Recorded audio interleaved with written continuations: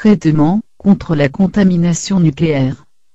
Tout d'abord, permettez-moi d'indiquer que mes prières vont à toutes celles et ceux qui, au Japon, ont été sinistrés par l'accident nucléaire, le tremblement de terre et le tsunami.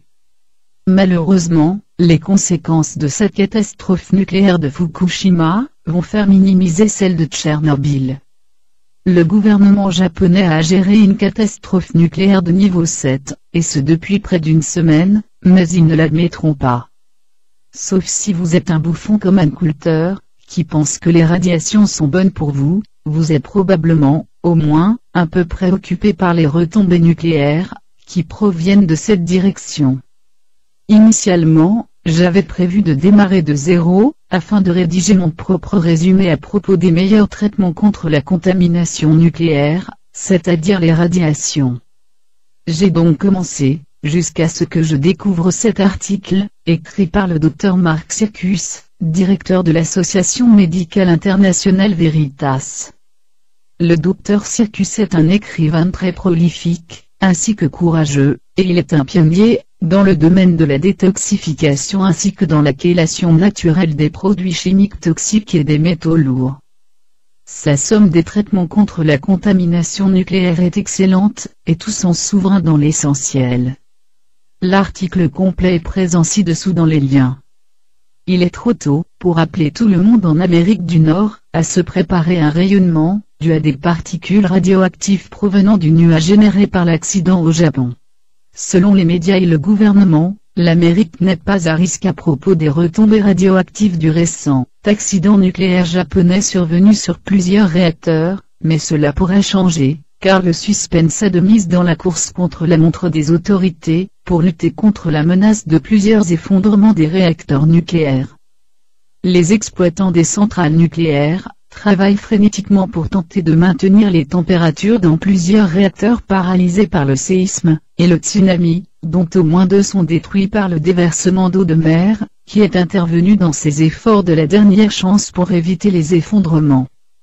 Maintenant, quelques heures seulement après la rédaction du paragraphe figurant ci-dessus, nous obtenons un rapport paru dans le New York Times, qui indique que même dans le cadre du meilleur des scénarios, comprenant les rejets radioactifs de la vapeur à partir des sites de production paralysés, ces rejets pourraient continuer pendant des semaines, des mois, voire des années. Donc, nous devons nous y préparer.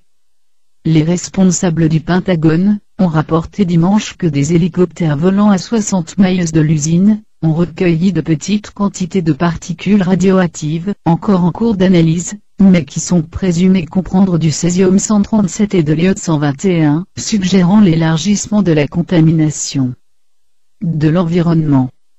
Davantage de vapeur libérée veut également dire que le panache dirigé à travers le Pacifique pourrait continuer à croître, a imprimé le Times. La catastrophe est un rappel que les préparatifs doivent notamment être assurés contre des événements nucléaires, et ce avec des aliments et produits médicinaux présents dans nos cabinets médicaux, qui nous protégeront, nous et nos familles autant qu'il est humainement et médicalement possible.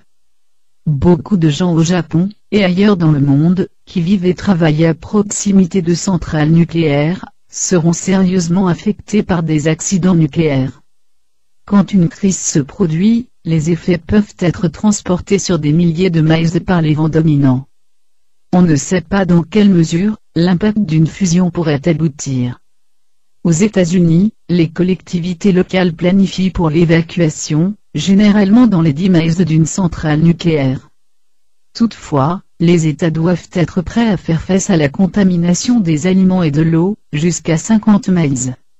Quand il s'agit de risques et de niveaux d'exposition toxique, nous pouvons compter sur les représentants du gouvernement, et sur les officiels médicaux pour sous-estimer la menace.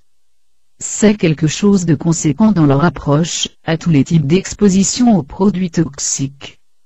En plus d'avoir de l'iode à portée de main pour les urgences, nous pouvons prévoir, et, à l'heure actuelle, acheter, des plantes et des aliments qui empêchent le corps de stocker les particules radioactives. Certains de ces aliments et de ces plantes sont même capables d'éliminer les particules radioactives de notre corps. Comme nous sommes déjà tous affectés par les radiations produites par de nombreuses sources de contamination, la consommation de ces aliments, l'application des protocoles de détoxification et de chélation faits régulièrement, constitue une bonne idée. Si vous avez été exposé à trop de rayons X, ou à une tomodensitométrie, CAT scan, si vous volez trop en avion, travaillez sur des équipements de diagnostic médical, ou êtes sensible à l'environnement, et avez ingéré des niveaux élevés de matières radioactives dans la nourriture, l'air ou l'eau contaminée, vous aussi vous pourrez partager le protocole suivant sur une base régulière. Nous allons commencer par décrire le bicarbonate de sodium, bicarbonate de soude. L'administration par voie orale de bicarbonate de sodium diminue la gravité des échanges produits par l'uranium dans les reins. Les reins sont habituellement les premiers organes à montrer les dégâts chimiques lors de l'exposition à l'uranium. Les vieux manuels militaires suggèrent des doses ou des infusions de bicarbonate de sodium, afin d'aider à alcaliniser l'urine si cela se produit. Cela rend l'ion uranyle moins toxique pour les reins, et favorise l'excrétion du complexe non toxique de carbonate d'uranium. L'administration orale de bicarbonate de sodium diminue la gravité des changements produits par l'uranium dans les reins. Donc, le bicarbonate de sodium est si utile et puissant qu'au laboratoire national à Los Alamos, au Nouveau-Mexique, le chercheur de New York a utilisé le bicarbonate de soude pour nettoyer les sols contaminés par de l'uranium. Le bicarbonate de sodium se lie avec l'uranium, qui le sépare de la Terre. Jusqu'à présent, de New York a retiré jusqu'à 92% d'uranium à partir d'échantillons de sols contaminés. J'ai commencé à écrire sur le bicarbonate de soude, après avoir découvert que l'armée américaine recommande l'utilisation du bicarbonate pour protéger les reins des dégâts dus à l'irradiation. Le bicarbonate de sodium peut retirer en toute sécurité la peinture, la graisse, l'huile et les résidus de fumée, diminuant l'exposition des travailleurs aux produits chimiques durs, et éliminer une grande partie des déchets dangereux associés à d'autres nettoyants. Le bicarbonate de sodium est capable de nettoyer dans les zones ou d'autres substances présentes des risques d'incendie, car le bicarbonate de soude est un extincteur naturel, explique Kenneth Colbert, un directeur général chez Arm & Hammer. C'est la raison pour laquelle il est utilisé par des centres d'oncologie pour contrôler les déversements des agents de chimio, et il est effectivement utilisé par voie intraveineuse pour protéger les patients contre la toxicité de la chimiothérapie dangereuse. L'uranium est l'un des seuls métaux qui obtiennent une liaison significative à partir du carbonate. Rincez juste avec beaucoup de bicarbonate dans l'organisme, avec tout ce que les reins supporteront, et que vous allez utiliser. Cela sera très utile, écrit le Dr Chris Schad. Il n'y a pas de meilleure thérapie pour la maladie des rayons qu'une prise intense de bicarbonate de sodium, bicarbonate de soude, et les bains de magnésium avec de l'argile appropriée ajoutée. Et même le thiosulfate de sodium peut être ajouté à ces bains, qui neutralise instantanément le chlore dans l'eau du bain, tout en offrant du soufre, pour les voies essentielles qui requièrent le soufre. Parlons à présent du bicarbonate et des retombées nucléaires.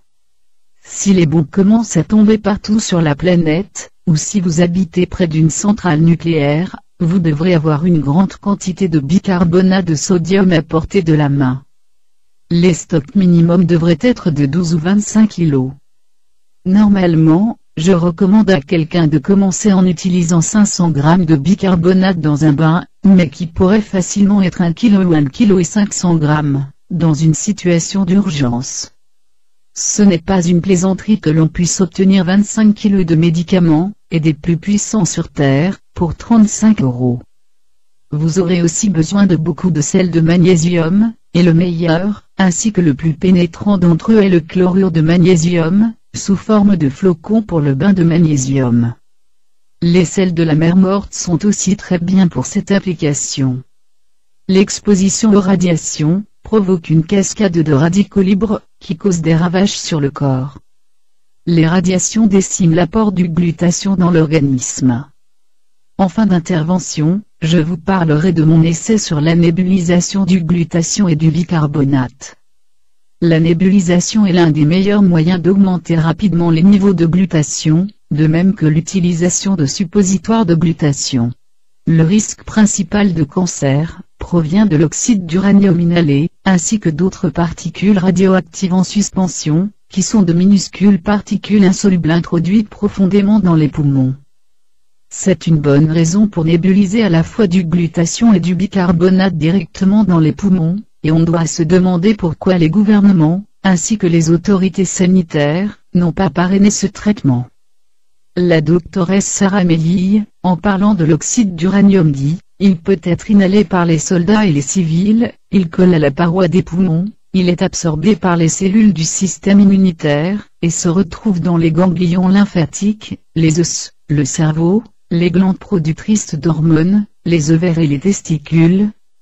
Il reste dans ces organes pendant de nombreuses décennies, et est seulement très lentement excrété dans l'urine.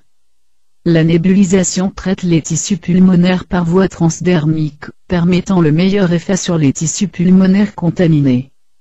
J'ai eu le plaisir au cours de ces années, d'apprendre par certains des médecins les plus intelligents et par des scientifiques, sur la chélation des métaux lourds, et sur l'ouverture des voies de détoxification.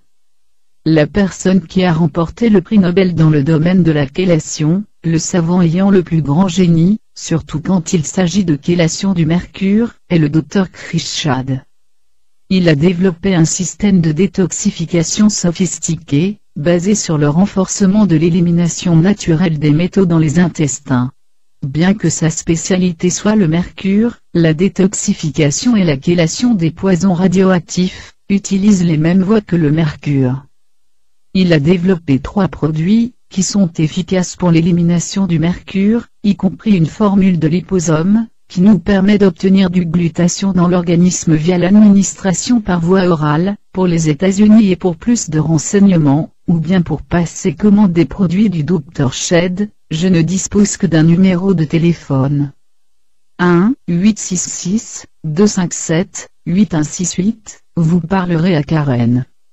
La combinaison de ces formules avec le HMD, Heavy Metal Detox, détoxification des métaux lourds, du Dr George Georgiou, un autre génie médical, nous donne, à mon avis, la meilleure formule médicale possible, pour aider à éliminer la contamination radioactive aussi efficacement que l'iode, le chlorure de magnésium, une formule de super-aliment à base de spiruline comme Rejuvenate.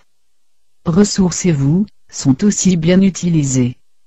Rejuvenate, ressourcez-vous, est une formule puissante riche en chlorophylle, qui est facile à administrer en grande quantité en raison de son goût particulièrement agréable. Les niveaux intenses en ARN contenus dans Rejuvenate, contribuent rapidement à renforcer le système immunitaire d'une personne, et l'aident à se remettre des dommages causés à l'ADN par l'exposition aux radiations. Dans le tableau 1, figure le pourcentage d'augmentation moyenne au niveau des métaux toxiques, et la référence dans l'échantillon des cheveux après la prise du protocole ultime de détoxification HMD. Pourcentage d'augmentation moyenne des métaux lourds avec l'échantillon de cheveux, avant et après. Nota bene, les niveaux de beryllium sont très insignifiants dans cet échantillon de patients, avant et après. Il est intéressant de voir que l'uranium-238 est éliminé dans les cheveux, en utilisant le protocole HMD. À ce jour il n'y a pas d'agent chélateur naturel connu pour mobiliser et éliminer l'uranium-238 à partir des tissus de l'organisme. Le HMD est le seul produit de chélation que j'ai vu, qui a effectivement été testé, et qui a démontré son efficacité contre la toxicité de l'uranium. Le HDM de coriandre déplacera les métaux lourds et les matières radioactives des cellules dans les voies de détoxification, avec l'IMD du Dr Chris Schad, Intestinal Metal Detox, en agissant efficacement sur les voies concernées pour obtenir le meilleur résultat à travers les intestins. La consommation interne d'argile comestible, et l'application d'argile par voie externe, facilitent considérablement ce processus. Les bains d'argile sont un moyen très efficace d'éliminer les métaux lourds du corps, et ils augmentent les chances de survie, si les personnes sont exposées aux retombées nucléaires. L'iode. L'iode est l'élément le plus évident et important dans la protection contre les dommages causés par les radiations. L'iode radioactif plonge dans tous les récepteurs d'iode concernés, qui n'ont pas d'iode à disposition, à cause d'une carence en iode. C'est un problème grave, car plus de 90% des personnes en Amérique du Nord, selon le Dr David Brownstein, sont des carencées en iode. Cela les laisse très vulnérables à l'iode radioactif, qui est l'une des principales formes de radiation émises dans le cadre des accidents nucléaires, et dans celui des armes atomiques. Dans un article différent et séparé, figurent des vidéos d'une interview que j'ai faite aujourd'hui, avec le Dr Brownstein, et beaucoup d'informations importantes sur la supplémentation en iode, comme moyen de défense essentiel contre la contamination radioactive, et les dommages y sont présentes.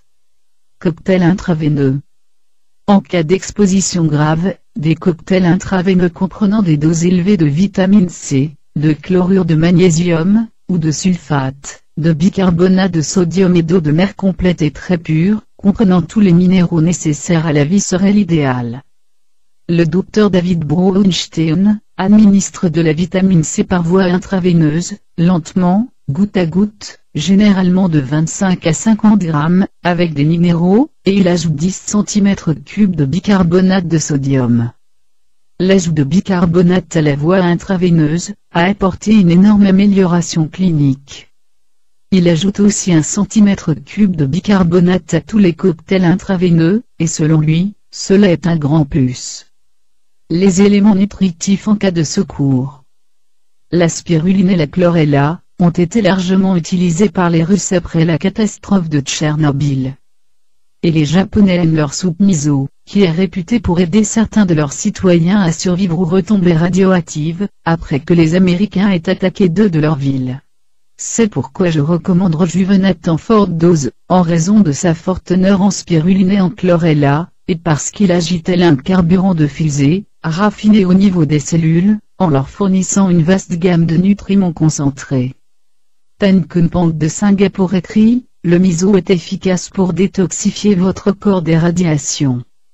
Au cours de la Seconde Guerre mondiale, 2 hôpitaux qui étaient situés côte à côte, ont été touchés par des rayonnements ionisants. Dans un hôpital, des personnes ont consommé du miso, et tous ont survécu, alors que beaucoup de gens dans l'autre hôpital, qui n'ont pas pris de miso sont morts. Le miso est riche en vitamine B, et il est donc adapté aux végétariens, qui sont en manque de cette vitamine. Afin d'obtenir de meilleurs résultats, ne pas cuire le miso. L'herboriste Brigitte Mars déclare, il existe un certain nombre d'aliments, qui peuvent aider notre corps à mieux tolérer les effets de la pollution. Manger ce qui se situe dans le bas de la chaîne alimentaire, cela réduit notre consommation de produits chimiques.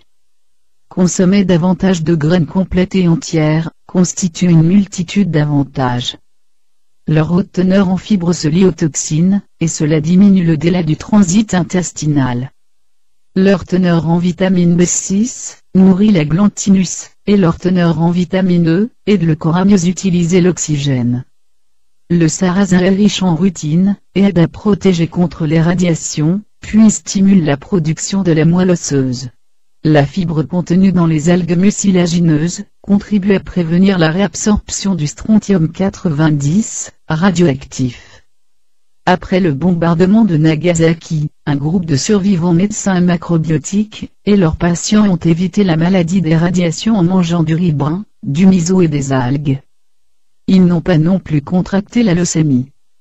Les algues aident aussi à briser les dépôts de graisse. Les aliments riches en chlorophylle, tels que l'herbe d'orge et l'agropyre, renforcent les cellules, transportent l'oxygène, aident à détoxifier le sang et le foie, puis aident à neutraliser les éléments polluants, et stimulent la production d'ALRN. Les légumes riches en soufre comme le brocoli, le chou et les feuilles de moutarde, se combinent avec les métaux lourds, et aident à prévenir les dommages causés par les radicaux libres, dit Mars.